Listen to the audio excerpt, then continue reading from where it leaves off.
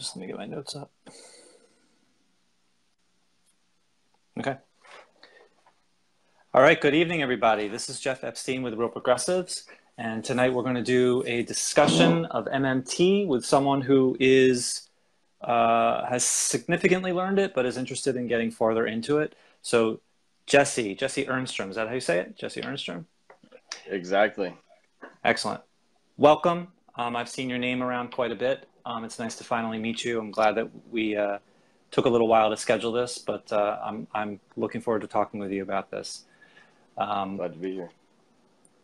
So could you introduce yourself? Actually, do me a favor and turn the camera just so we don't have that bright TV in the background. Can you turn it just a little bit for that?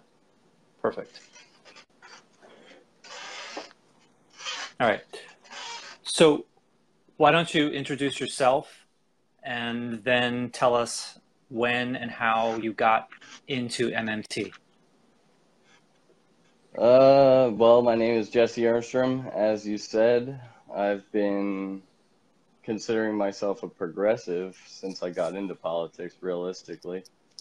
I started following politics around Bernie Sanders era. You know, Donald Trump got me pretty mad. Bernie Sanders got me pretty content with politicians again. You know, it made me happy to see honest politician around, so it made me want to get involved. As I got involved, I mean, it took me probably a year or two later to even hear about MMT. Like, I didn't hear about it at all in the Democratic Party until I came across the Real Progressives group on Facebook. Realistically, I didn't hear about it. And then I started following your news page, Citizens Media TV, on Facebook, and you talk about it a lot. So I was like, well, it's probably something I should look into at least, you know what I mean? So I started to look into it. And I assume I guess that was probably about 2 months ago now. Forgive me, I need to interrupt you. I have to fix something that's going on with that other thing. Forgive me. I'll be right back. Okay.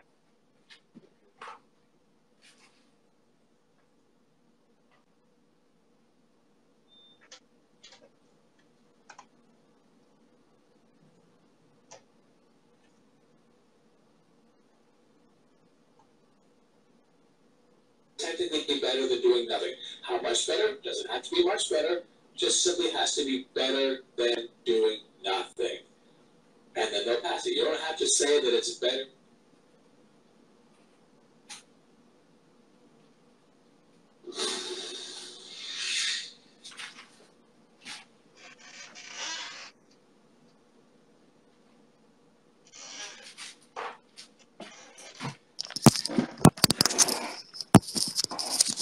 All right, I apologize for that.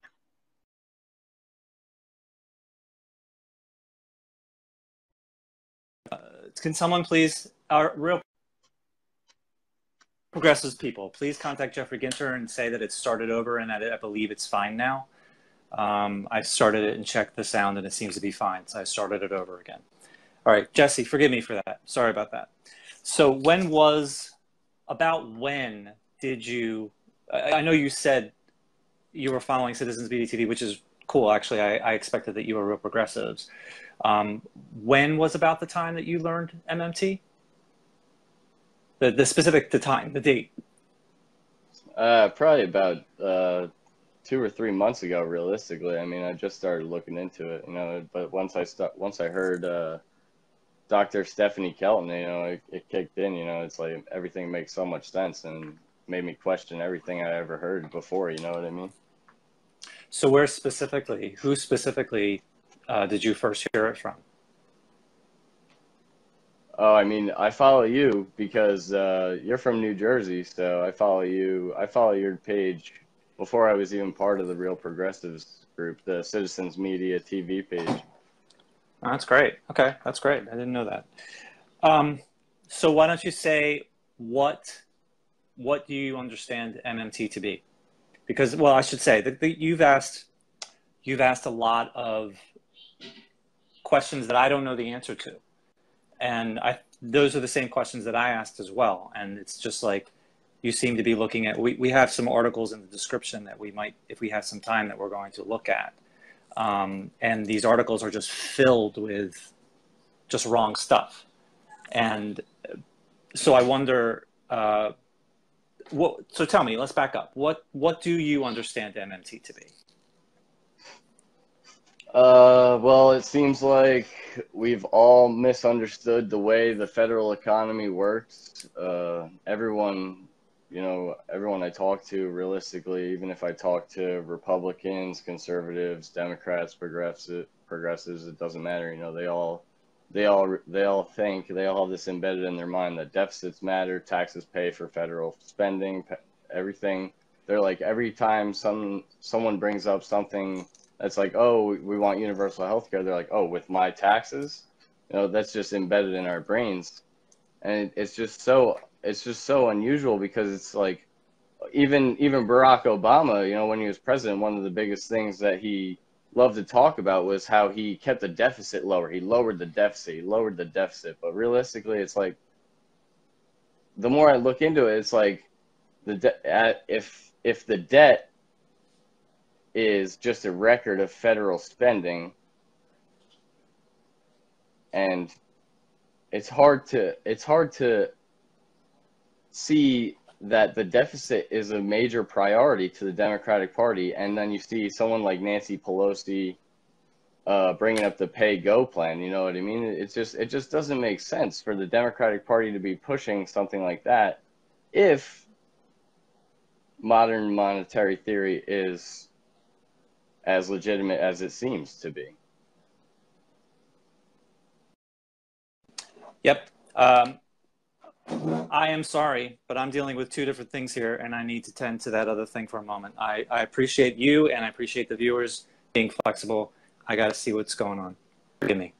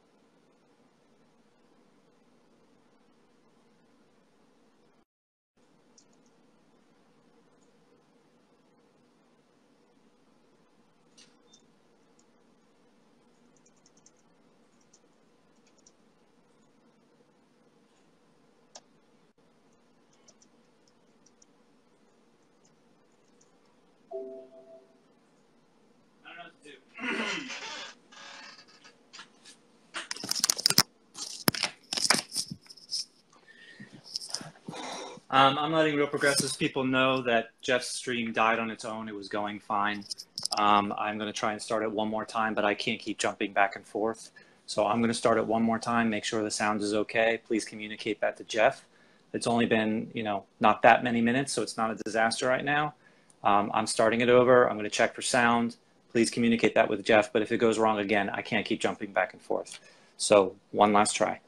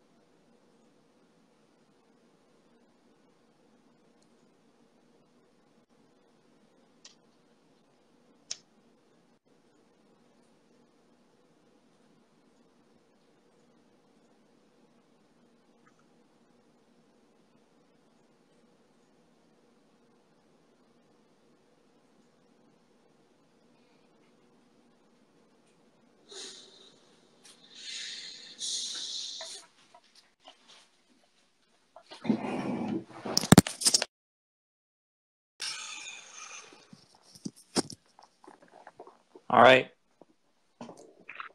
I apologize to everybody. I'm doing something extraordinary tonight by doing 2 live streams at the same time.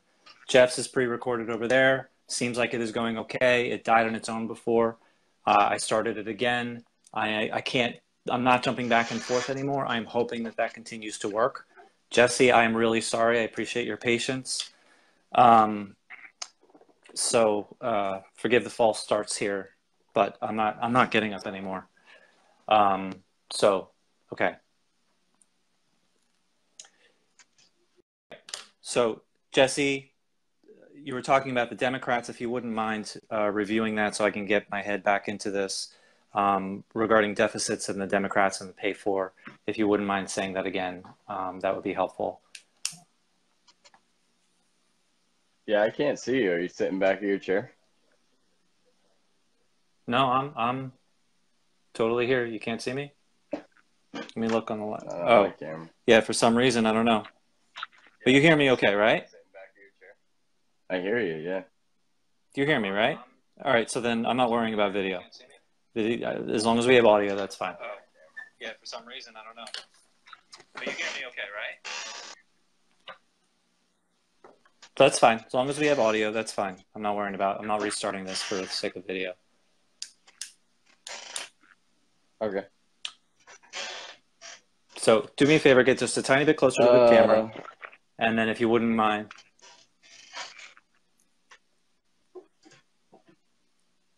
Yeah, saying before, it's like, okay. One of the major things that the leaders of the Democratic Party talk about is keeping the deficit low, keeping it low. But realistically, Epstein says that the deficit realistically doesn't matter as long as we are spending our money and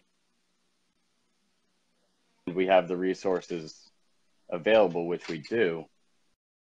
So it just, right, for Democrats like Nancy Pelosi to even suggest a plan like the plan that she's been.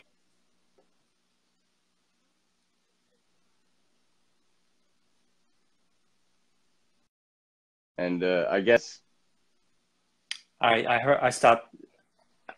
Go ahead. My major question is how.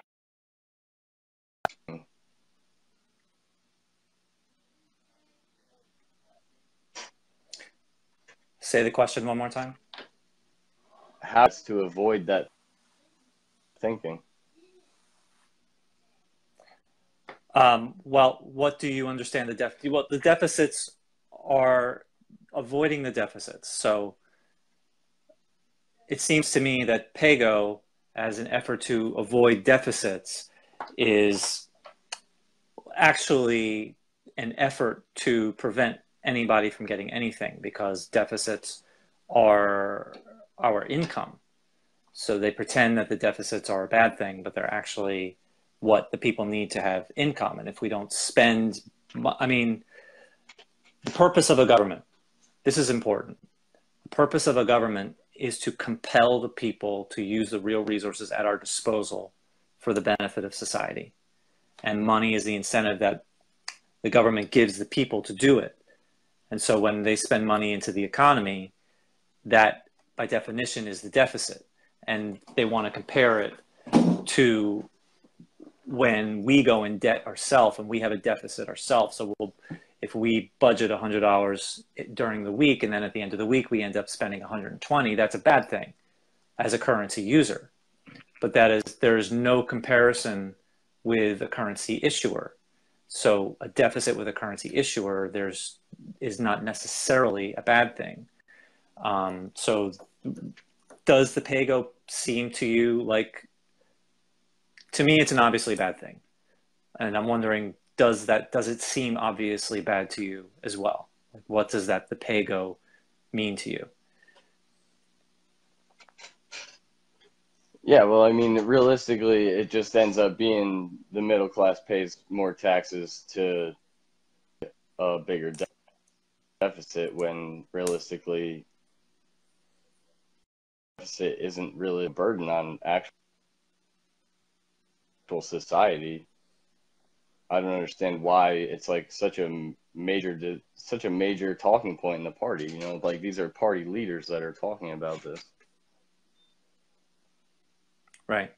I don't think it has anything directly do with how much taxes we pay, but I believe that they simply want to pretend that they're being responsible, and when actually they're just trying to scare people away from asking for anything, because if they ask for anything, then they want people to fear that it's going to cause economic chaos. So PAYGO is just plainly a really terrible thing, and it's important to understand that the PAYGO is pretty much exactly the same thing as a balanced budget, just from a different point of view. The PAYGO is you don't consider paying for something until you come up with a funding. And balanced budget is the other end of it, roughly speaking, is the other end of it, that you don't pay for anything unless you commit to taxing all that back at a later time, or stopping funding in a future date. So what else sticks out to you? What else, like in articles or breakthroughs for you as you were learning this? Well, I mean, in that article that someone at the Guardian, and realistically, the Guardian was always my progressive go-to news source when I first started getting into politics. So it struck me as odd, almost talking about how we owe China the $1 trillion. That, like, because I came across that article as I was digging into modern monetary theory.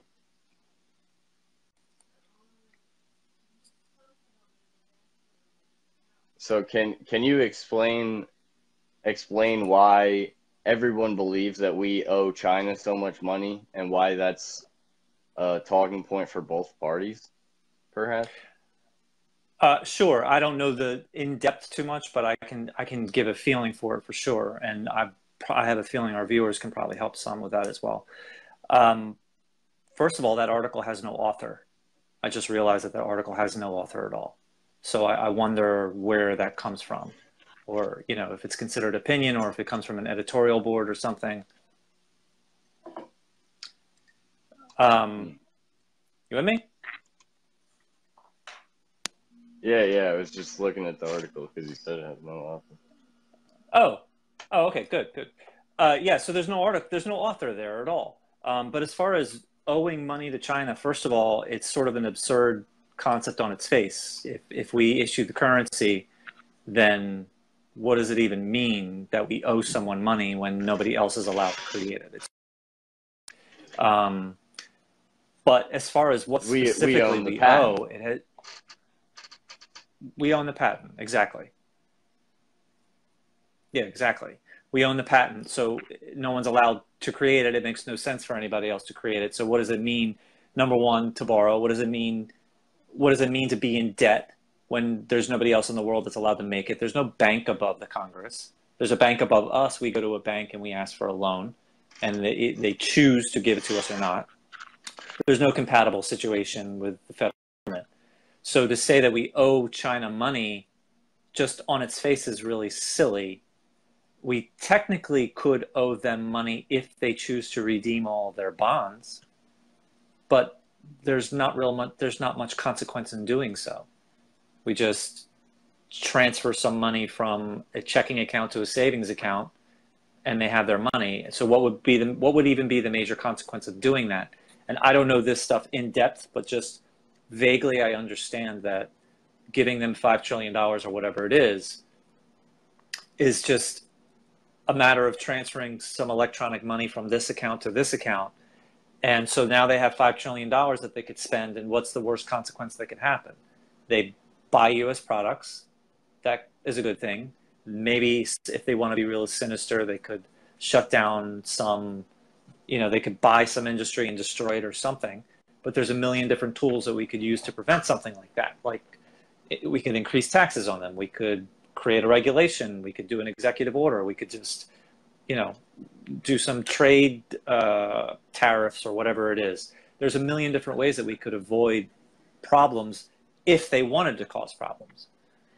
So as far as paying back China, it's all it means is just when they choose to redeem bonds that we honor that contract. So why do we even sell bonds to China? What's the point of selling bonds? Is just if we realistically,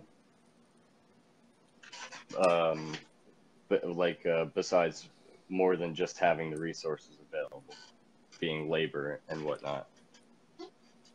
That I'm not totally sure on. What I do understand is that selling bonds in general, like there is something to the effect of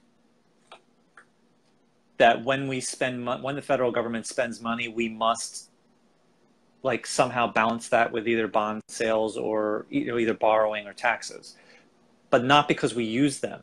They are not actually that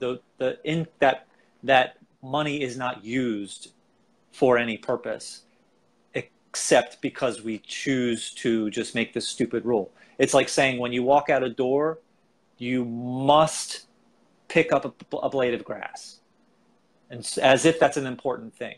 It's just that, and we have to keep track of how many blades of grass we've picked up, and so we have to write that down. And we can't do something unless we have 100. I mean, this is ridiculous, but if we have 100 blades of grass, we're not allowed to go to a store. But that has absolutely nothing to do with the money in our pocket. We're just making up this ridiculous rule to create this lie that as if it is important to sell these bonds and as if it is important to collect these taxes, when in actuality there is absolutely no connection between the two. As far as selling bonds, I believe that it enriches the middleman, so they don't want it to go away. Those who sell bonds get a cut, so they don't want this to go away. But as far as actually what it actually serves a purpose for, I don't think there's any. Back when we were on the gold standard, we were not allowed to issue currency unless we had the gold reserves to back it up. So therefore we could sell bonds. So the government would have that money to gold that we have before we spent more. But since we're not on the gold standard, then there's no purpose in doing that anymore. However, it works great for scaring people with this Guardian article that we owe China all this money. And it's great for the middlemen to get these cuts. I think there's more to it, but I don't know more than that at the moment. That very vaguely, I believe, is correct.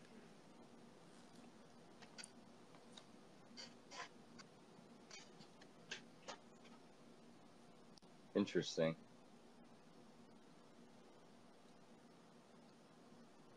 So realistically, it's just for the middleman to make money. It seems like that's what I was thinking when I was first getting into it. That's still my thought at this point. So I believe that's true. And actually, there's one other thing that I just remembered, which is, I don't know if bonds specifically, but government investments somehow, which includes bonds, is basically what do you call it? Just free money for the rich. Like me and you will buy $1,000 bond or a $50 bond, and we'll make money in 5-10 years or whatever.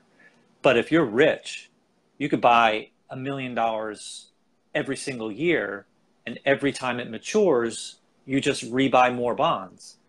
And in the long term, if you do this every year, you're just enriching yourself for free. You just keep on accumulating interest over and over and over and over again. Yeah. So corporate welfare or rich welfare, I don't know the exact term, but it's just a real easy way. Yeah.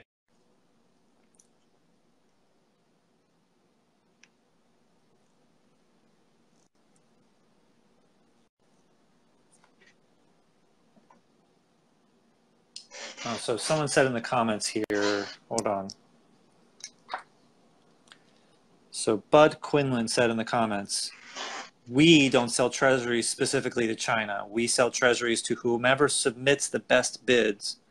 And once those treasuries are sold, their owners can sell them to whomever they please. That's how China buys those treasuries. Okay.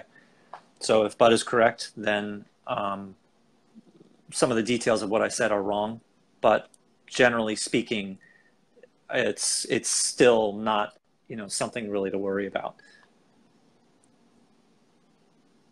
Did you have another question? I'm assuming that you're looking at your question list. Yeah, I was looking at it. I think did taxes, like if taxes federal spending, do they help control currency value? Like, do they? What is the point behind taxes? If it's Can you give me a little more detailed explanation? Because realistically, if they don't fund spending, the average person, the average person believes that you pay federal taxes to fund the federal spending. Right. So that's pretty much the only thing that people believe, right? It's the only thing that we're ever told. So why would anyone believe anything else? There are three reasons. One is to drive. It's called drive the currency and drive the economy and drive the currency. Have you heard that before?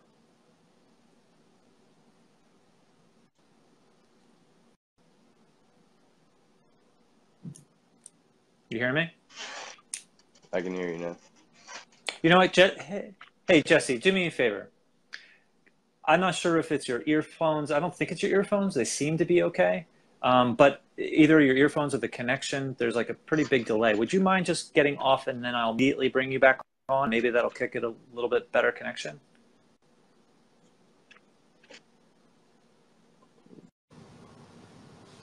All right, so he's coming back right now.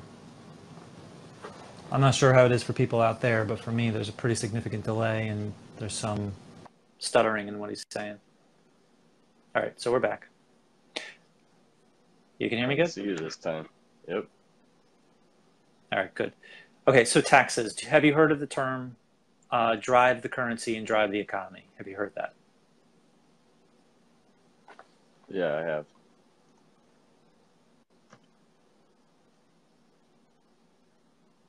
Okay. So what does that mean to you? I mean, I think it'd be better if you told me what it meant. Hang on one second. I'm going to try and switch headphones. Hold on one second. Good. Okay.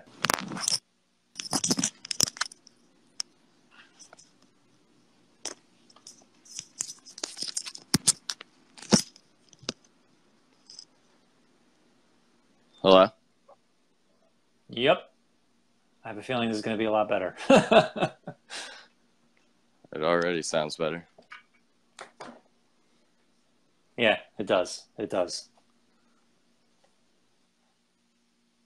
Okay. All right. So what does drive the currency and drive the economy mean to you? And if you don't know, I'll just tell me and I'll say. Well, I definitely don't have an exact understanding, but it feels like, as you tax the rich more, it drives more wealth to the lower portion of the lower and middle class people in the economy. If you take the taxes off of the rich and you rely on the middle class and the lower class to pay the taxes, then it drives the economy towards the executive class, the corporate class, the leaders of the corporation that create jobs, according to some people. I mean, it's like. Okay. That's a valid concept in an unrelated way. That's not what it means to drive the currency and drive the economy. I will explain it. And it's not a surprise because I have never met anybody that has actually understood what this means before. We're never taught it. So let me explain it. So the most important reason that we collect federal taxes, we obviously do not collect them because they pay for anything, but that's the only thing that we're ever told. What it means to drive the currency and drive the economy is that there is a penalty for not paying federal taxes in the US dollar. Okay, so if you don't pay your federal taxes, you'll get penalties and, penalties and confiscation, and you'll go to jail. Okay, and that is what drives the currency. What that means is that is what makes the people care about the money and have to get a job to get the money. So penalties for not paying your federal taxes in the US dollar is what drives the currency and drives the economy. It makes the people care about the US dollar. It forces them to get a job in order to make more because they have to pay taxes. Even if you don't have a job, you still have to get money. You still have to get the dollar because you can't buy anything at the store because they only accept US dollar because they must pay taxes in the dollar. So that's what it means. That's the purpose of federal. And if we didn't have federal taxes, there is a significant chance that society would simply break down because money is the way that our society coerces people to do stuff with our real resources for the benefit of society. What I said, the purpose of a government a while ago. The purpose of a government is to compel the people to do things for society with our resources. And money is the incentive that they get for doing so. And it's less violent than a gun to the head. It's less violent than, threats and whatever, totalitarian or whatever you call it, society, the terrible society. So that's the purpose of taxes. And if we didn't have that, then there's a significant chance that society would simply break down because the government would no longer be able to compel people to join the army, be judges, and all the things that we need. There's two other major reasons for federal taxes. One is to control demand. So if there's too much money, like during World War II, there weren't any cars because they started making war machines instead of new cars, all the car companies. So we sold them war bonds to entice them away from buying new cars, and they bought war bonds, pretending that it funded the troops and the war, but it didn't. It just took money out of the economy. And taxes are similar to bonds. They remove money from the economy. So it controls demand. It reduced demand in that case. And then the final major reason is that it imposes moral decisions, which is like, this is not really applicable. This example I'm about to say is not really applicable to the federal government, but the concept is the same. Like you reduce taxes on gym memberships. You increase taxes on vices like alcohol and gambling and stuff. You increase taxes on polluting activities. So that's why we collect federal taxes. But when it comes down to when you're taxing vices and stuff like that, like smoking laws and stuff like that, it's usually state-based. And in that case, a pay-go or budget plan is very much necessary. It's different. So I guess in Right. that case, that makes sense. Go ahead. Yeah, you're right. These examples are not really applicable for the federal level, but the concept is still perfectly valid. That it's decreased taxes to encourage behaviors, increased taxes to discourage behaviors. So yes, I'm sure there are better examples for federal level, but the concept's the same. And you're also right that pay-go for state and local levels are necessary sometimes, and maybe all the time, because they are a currency user. They don't create the currency. They require income from their citizens before they can spend. And so when we don't have a deficit, when we don't spend, when the federal government doesn't spend into the economy and give us health care and whatever, then that strangles states and local governments too, because they have less money to collect from their citizens. So it puts pressure on everyone. Does that generally the federal taxes, why we actually collect them? That makes sense. Yeah. It gives me a basic understanding. Good. So, I don't know, where would you like to go from here? Do you want to keep going with your questions? Do you want to go into that article? Let's go into that article. Okay. All right. So in the description of this live stream is a link to, excuse me,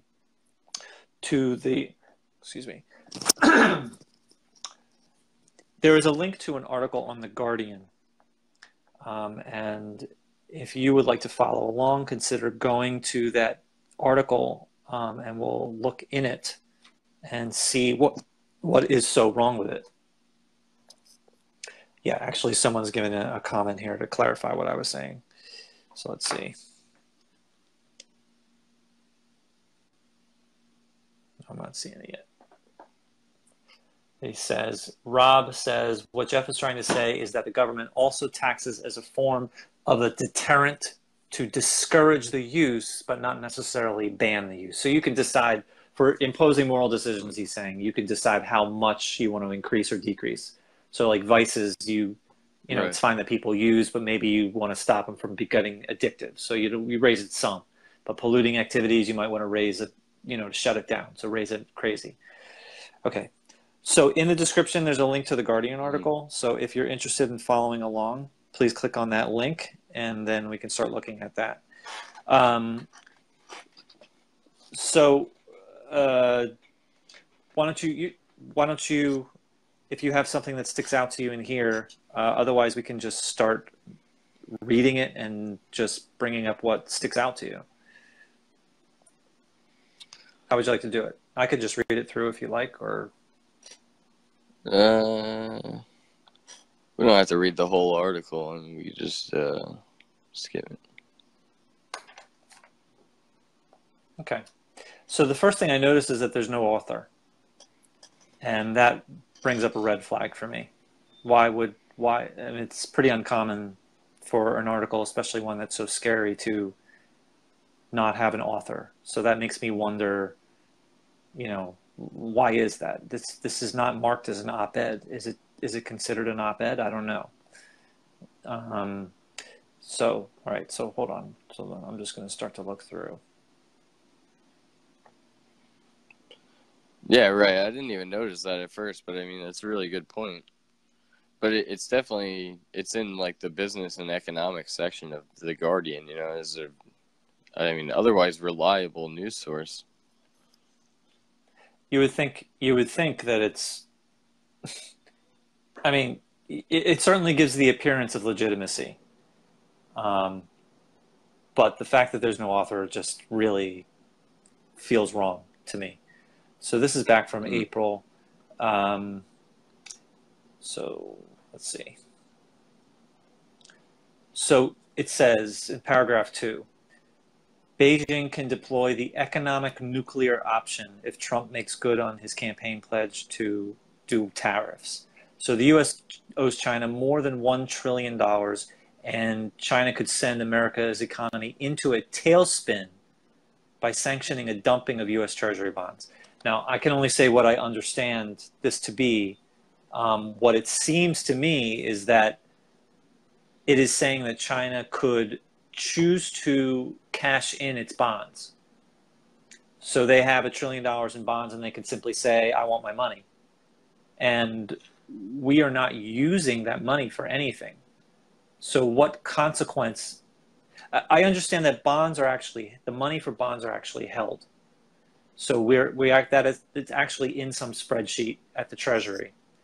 That's different than taxes, which you may understand that taxes are destroyed. Taxes just disappear. You understand that much? Yeah. Okay. So money's created and it's born, and taxes are the other side where it dies. It just disappears from your bank account. It doesn't go to the government. Bonds, at least some of them, are actually held in some spreadsheet. But it's not, as I understand it, it is not actually used for anything. I believe it is not used for anything. So to be able to just simply pay it back to China, I don't see what consequence that has at all on the United States, because the United States doesn't use that money for anything. It's just a number in a spreadsheet. So the only consequence that there could possibly be is, as we said before, so we give China $1 trillion, and what are they going to do with that money? They may buy more bonds, as I said before, of just cycling through bonds after bonds after bonds just to accumulate more money, or they could purchase American products, or if they were sinister, they might want to purchase an industry and try and shut it down. But the amount of tools at our disposal for dealing with that, such as tariffs and laws and regulations, and just, we could say, yeah, I dare you to do it, and then we're going to make your life miserable. There's a million things that we can do. So how would it send the into a tailspin by simply redeeming the bonds that, that's the contract that we have with them?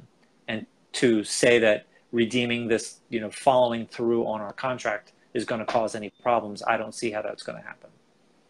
So I don't know this totally in depth. I may be missing some stuff, but what I've said, I feels correct to me. Mm-hmm.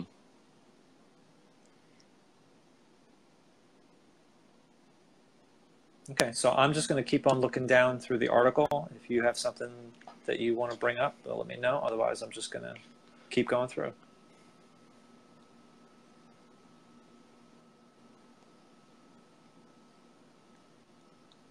So I'm continuing to look in the article here.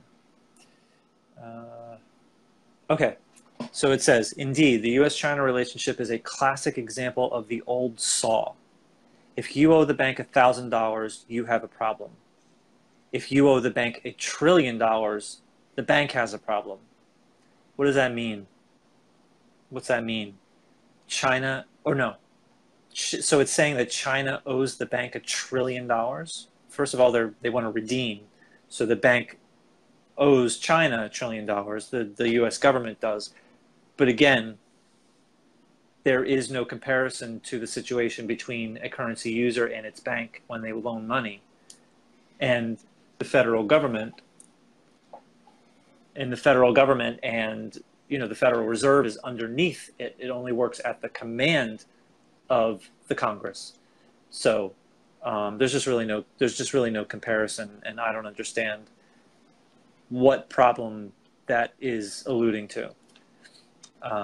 So I'm going to keep going. If you have something else, please bring it up.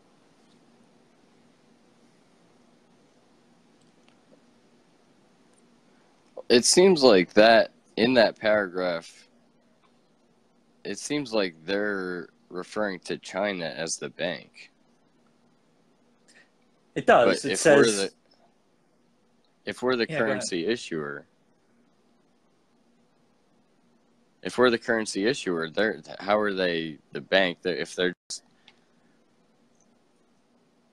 It doesn't seem it doesn't seem correct. It says if it's implying that China owes the United States $1 trillion, but just a couple paragraphs above it says that China is going to redeem its bonds, which means that the U.S. owes China $1 trillion.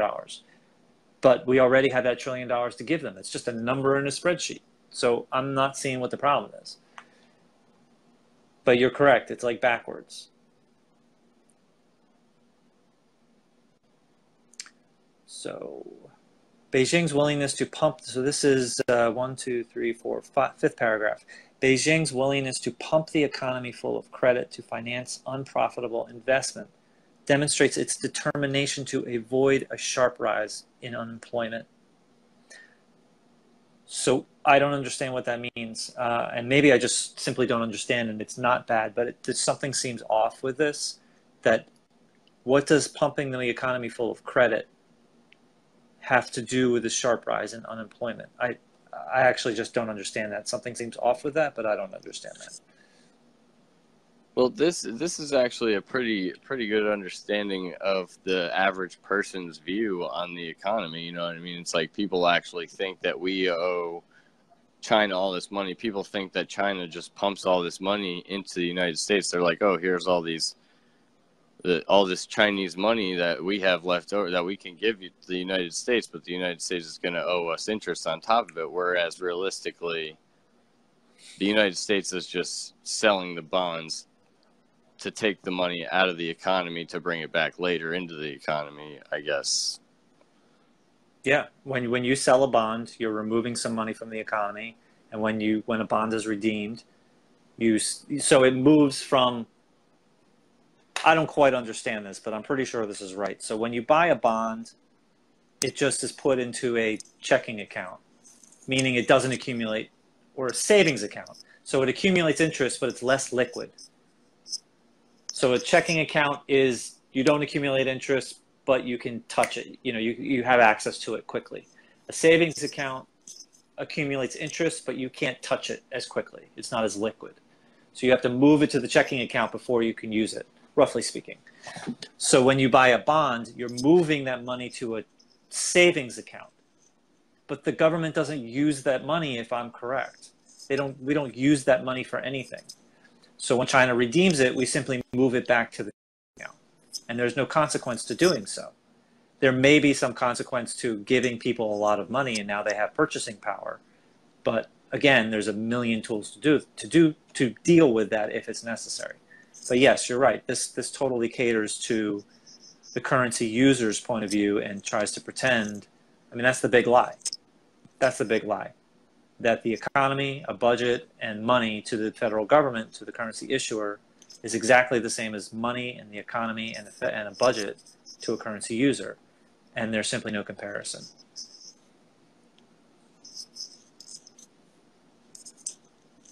Yeah, no doubt.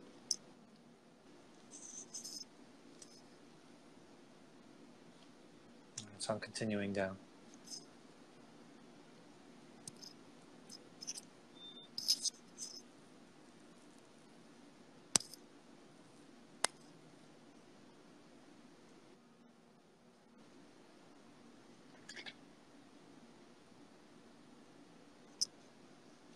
Oh, looks like that's all.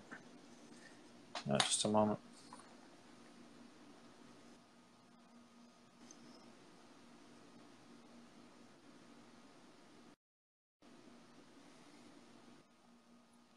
All right, here we go.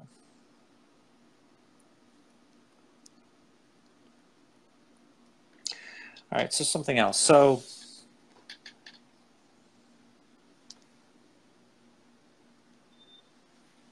yeah, that's pretty much it. That's pretty much it about this article. Unless you notice something else. No, but no. it's just a whole bunch of America owes China $1 trillion. That's a problem for Beijing. Why is that a problem for Beijing? They're getting money. That's the title. America owes China $1 trillion. That's a problem for Beijing. If they redeem their bonds, they get money. So I don't understand how that just doesn't even make sense. So would you like to go to your questions, more of your questions, or would you like to go to the other article, your questions? I mean, I feel like we kind of talked about most of the questions. Where did we, let's see. Yeah, because we answered those ones.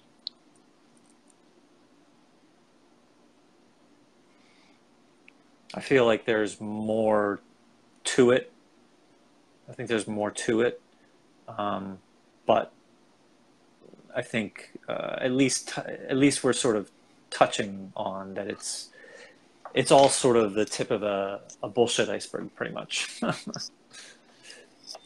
Yeah.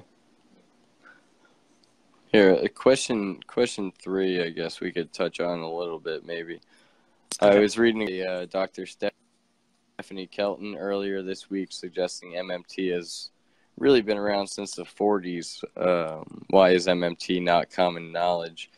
Let me expand a little bit. The tweet I was reading, Stephanie Kelton was referring to someone in the New York Federal Reserve or in the 40s that was talking Beardsley about how... Rummel, 1943.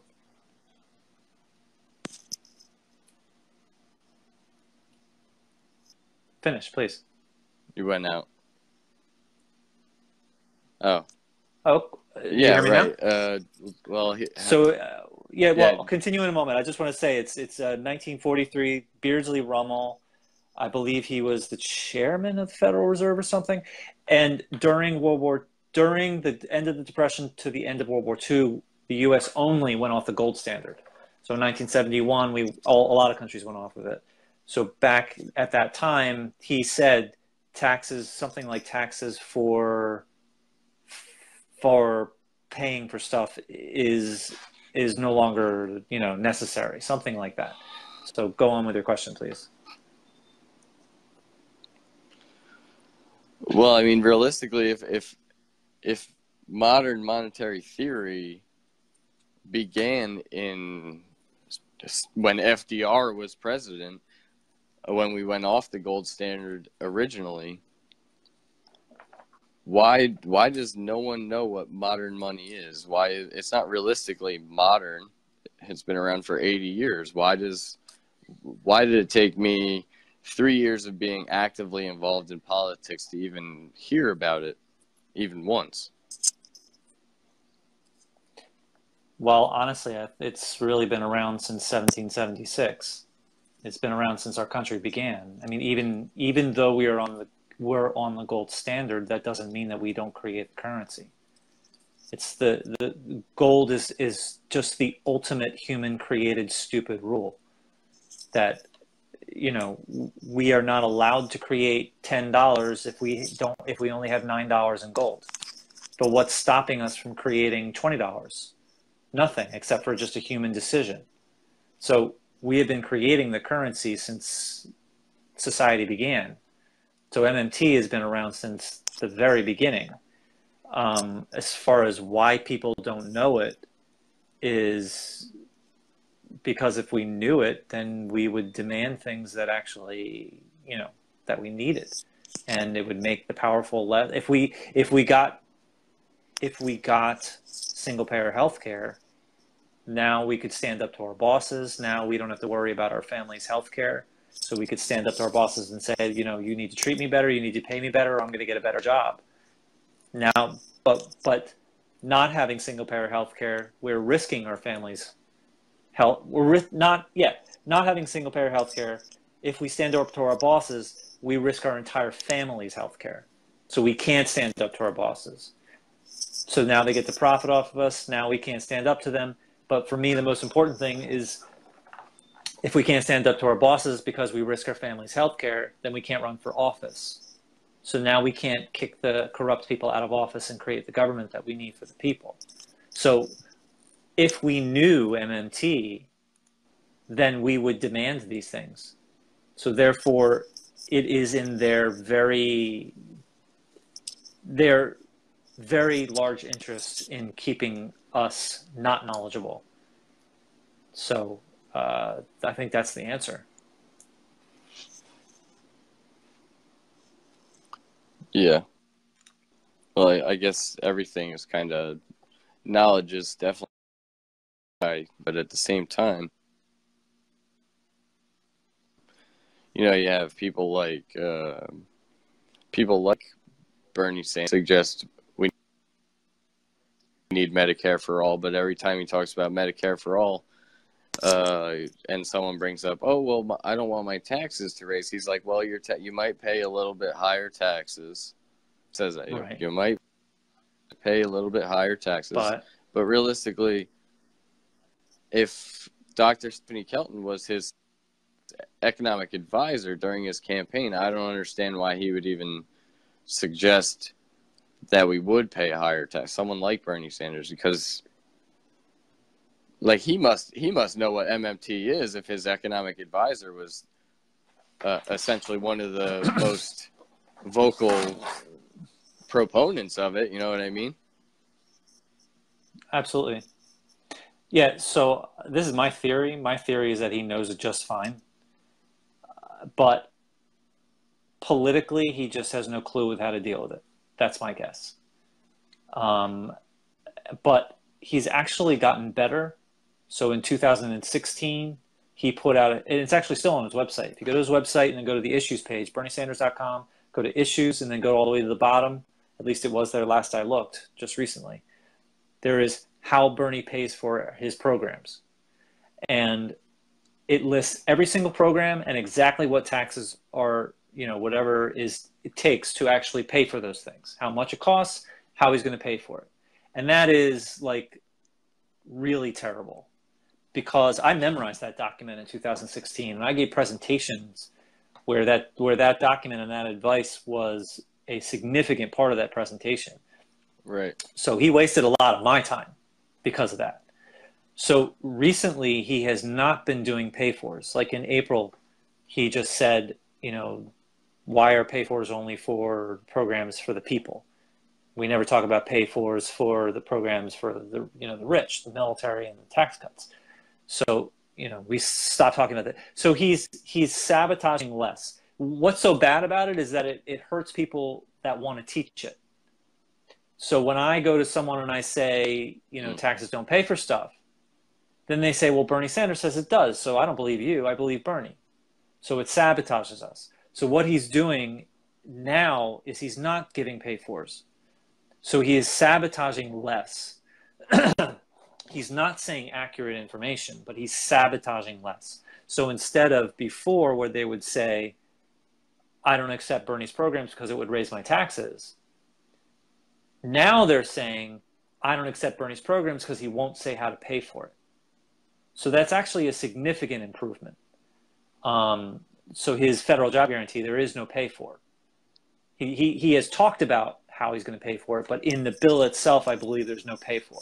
In HR 676, there is pay for after pay for after pay for, which is disgusting. Right. Yeah, and I was a huge proponent of HR 676. You should be, because it's a beautiful bill, but that poison pill has got to be taken out of it. It has to be. But what was I going to say? So he still says we must tax the rich. The rich must pay their fair share in order to have infrastructure. He still says that. I don't believe that I believe that he does understand MMT. I believe that he just doesn't understand how to talk to a public that not only doesn't understand it, but thinks it's crazy.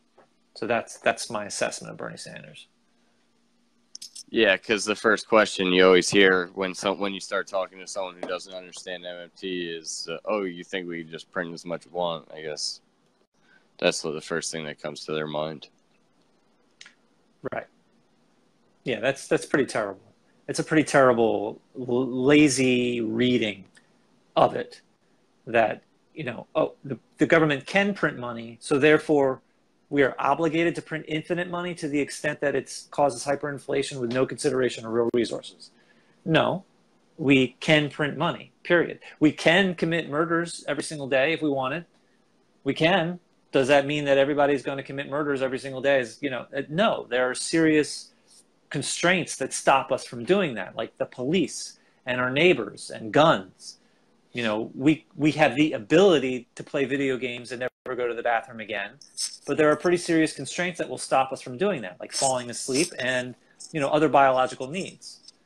So, that's a pretty simplistic criticism.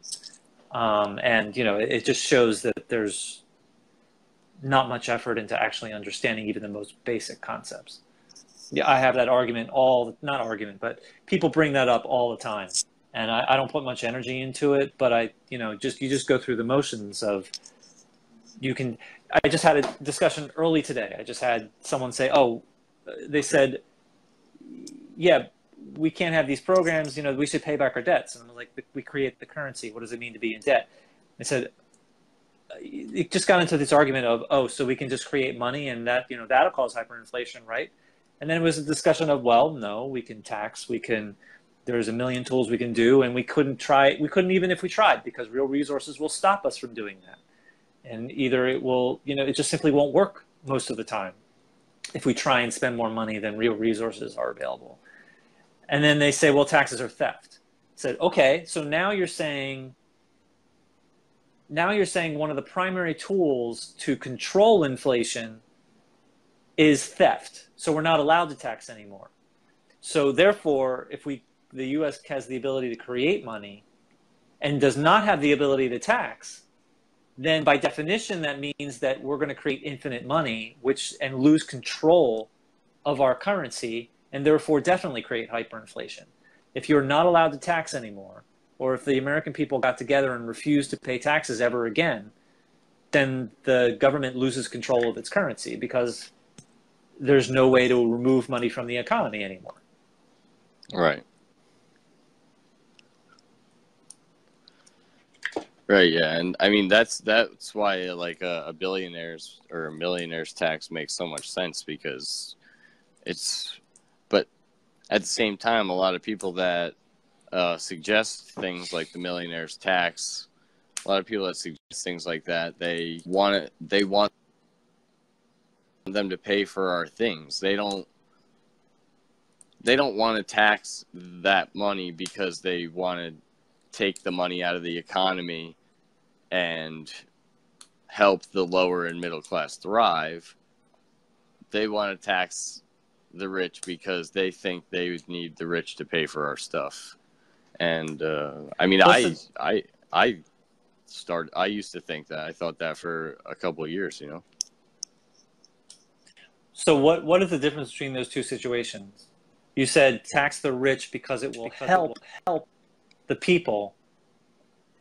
You roughly said that. And then you also said tax the rich, which I know you incorrect, but tax the rich in order to get their money to pay for things for the people. Can you distinguish between those two? Well, I mean, realistically, you know, helping the economy, taxing the rich, taking wealth hoarders are bad for the economy. That's a fact. I mean, that's definitely a fact. You know, it drives Why? the dollar in the wrong. It drives the dollar in the wrong direction. I mean, it puts more money in their pocket, whereas the rich people typically don't spend their money, where the poor person gets their paycheck and they already spent it before their next paycheck. You know what I mean? So. Okay. Well, what's the specific purpose? Why do you tax the rich? Why should you? From an MMT point of view, why should you tax the rich? And I can answer this if you don't know it. Yeah. Because they have too much fucking... And if you don't know it, tell me and I'll just say. And why is that a problem? It drives the value of our dollar down. All right, that I don't understand. Maybe there's a point to that, but I just happen to not understand that. But what I understand it to be, which I have a feeling you're going to say, yeah, of course I get that, is number one, it's really hard to get, when you reach a point where you get so rich that it's hard to get even more rich unless you extract well-being off of other people. You know, like, I mean, they're profiting off of our sickness and our death and our suffering. I mean, all over the place. That's a reason that we don't have health care, is because now they push us into private hands, and now we have to, now we have health care for profit. And that's, a terrible thing. So they're profiting off of our suffering. So that's number one. But it reaches even a point above that in this country and elsewhere, where you get so rich that you can purchase politicians and therefore create the laws in your favor, making it worse. So that, to me, is what it means, what the reason for taxing the rich, what it means to have too much money is a bad thing, is because they have so much power that they become the government, period. So we need to take that money away from them so they can stop extracting off of other people and stop purchasing politicians and therefore creating laws. So as far as driving down the dollar, I don't quite understand that. There may very well be a valid point in there, but I don't understand that. But so those are the two reasons that you tax the rich. But yeah, all we're ever told is tax the rich so it pays for stuff. But actually taxing the rich doesn't pay for anything, as you know, but it removes their power, which therefore consequentially immediately increases our power. Right, because naturally in a capitalist society, money equals power. Pretty much. Yeah, pretty much. I mean, it gives you access to more resources. Right. Including people. Because people are labor and, yeah.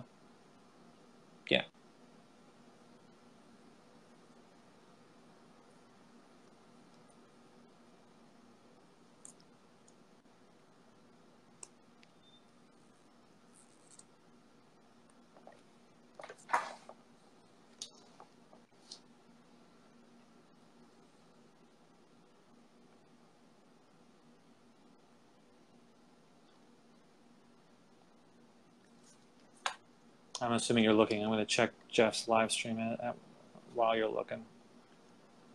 Yeah, no doubt. Check that out. Oh, still going. Yes. Shoo. All right. That was really stressful. Yeah. Thanks again for the viewers and you. Thanks again for your patience at the beginning. This was a first. Okay. I'm ready if you have something else. I don't know.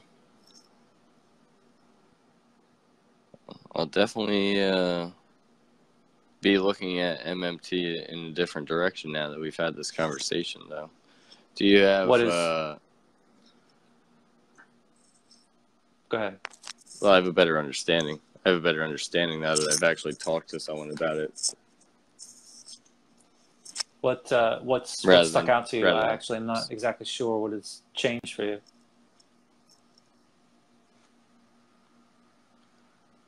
I mean, the whole basis of it, realistically. I mean, I didn't really have a full understanding of how things worked or why things worked certain ways. So just little tweaks here and there, you'd help me out a lot. Well, that's good. That's good. I'm glad. I would recommend to let go of these nonsense articles and start focusing more on getting closer to the work of these experts, and focusing on the good information rather than I would recommend getting away from the mainstream information and finding sources that you actually trust. And when, like, what I've been doing is a website. My favorite website for news is nakedcapitalism.com. I would strongly recommend that to you and to all the viewers. Nakedcapitalism.com. Twice every day, they have links, daily links. 7 a.m. every week, 7 a.m. every day, 2 p.m. every weekday. They have links, just stuff around the web. But they're economists, and every single article is MMT aware. Like, either they know it's bullshit and they say it's bullshit, or it's solid. So it's like, it's totally curated from an economically accurate point of view. So nakedcapitalism.com, I strongly recommend. If you see it there, you can trust it, and they'll give commentary saying that this is terrible if it's not good. And they publish some of my articles, so that's good too. So I would recommend starting to find sources that you are confident are not bullshit, and start getting away from, I wouldn't worry about these articles the one that we just went through. I wouldn't even bother with them. They will become so obvious to you after you focus more on, getting a little deeper. This nonsense will become just instantaneously obvious to you. But I'd recommend filling in the, more of the foundation before you start branching out into what is, even though you don't know the details of why they're such trash, I think you can tell that they're significantly trash. I have a feeling that you knew that to begin with, like all your questions that were coming up. So, so that would be the first. Yeah, so that would be my first recommendation. And I assumed, you said you saw a Stephanie Kelton tweet. I would follow her. Actually, if you look at my tutorial on Twitter, I haven't seen you on Twitter. I didn't know you were on Twitter. What's your handle? I never go on Twitter. I don't even know what my handle is. I think it's Jesse Lacey. I don't even know. I literally just started going on because of Stephanie Kelton. Well, I would recommend Twitter as a good resource. You don't have to post anything. You can just follow some. There's a lot of really. So okay, so this is how you can determine who to follow. If you go to my pinned tweet, Citizens Media TV, my pinned tweet is a tutorial about MMT, and it's good. I think it's good. But the reason I'm saying this in particular is that at the end, there's a ton of resources, expert resources, including a list of MMT economists on Twitter. So there's a ton of things, number one, to read and watch. And there's also a lot of economists and experts on Twitter to follow. So the pinned tweet on Citizens Media TV on Twitter. So it's a tutorial, and then at the bottom is a lot of stuff to learn more. Citizens Media.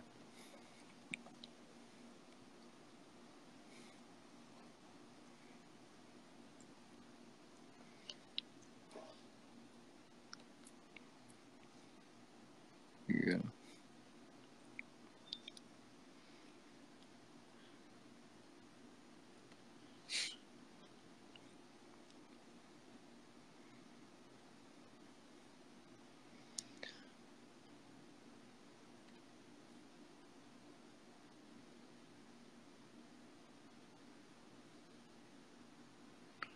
So at the bottom of this pinned tweet,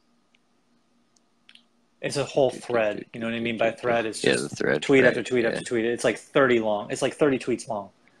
And at the very bottom of it is a whole bunch of stuff. Experts, expert stuff. So I have all my stuff for the first 25 or whatever it is, 20 tweets. And then there's a whole bunch of expert stuff near the end. And one of them is a whole list of economists on Twitter. And you don't have to post a thing. You can just follow them, and that's a really good resource. And sometimes they answer your questions if you respond to them and ask a question. Yeah. And the cool thing was I saw like a lot of them at the conference last week, which was awesome.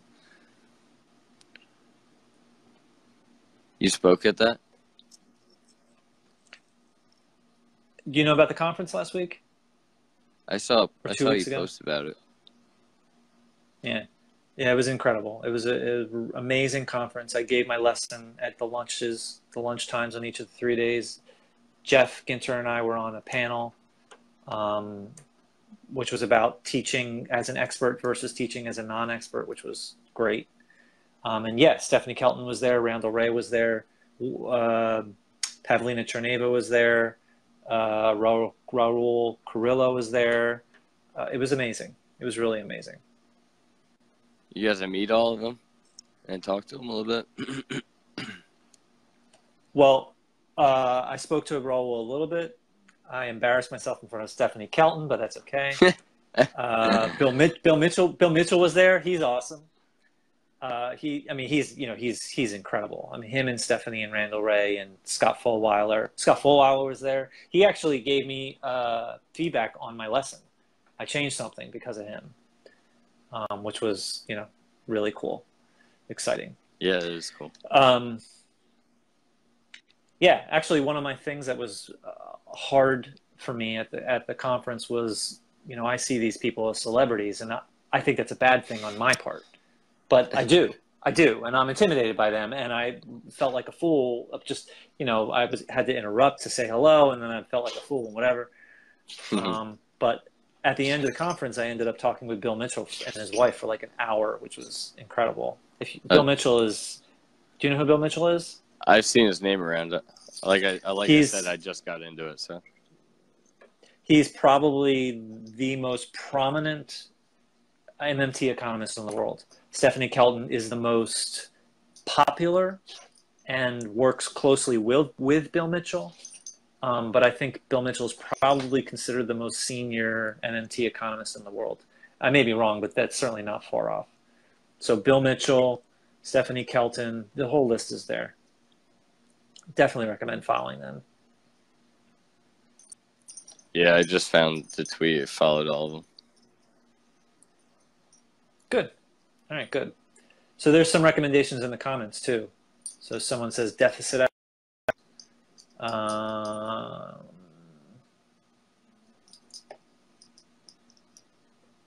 Oh, here's Modern Monetary Theory for Real Progressives. So it's a group. Modern Monetary Theory for Real Progressives. There's a couple of them. There's a few of them. There's only one that I'm talking about, though. I can send you a link to it. But Real Progressives has a group called Modern Monetary Theory for Real Progressives. That's the right one. That's an excellent group. Oh, on Facebook? There are some on Facebook. There are some experts that sort of linger around, but in general, it's just a group where you ask questions of really smart non-experts. And actually, that's probably the one place where I've learned the most since I started learning in February.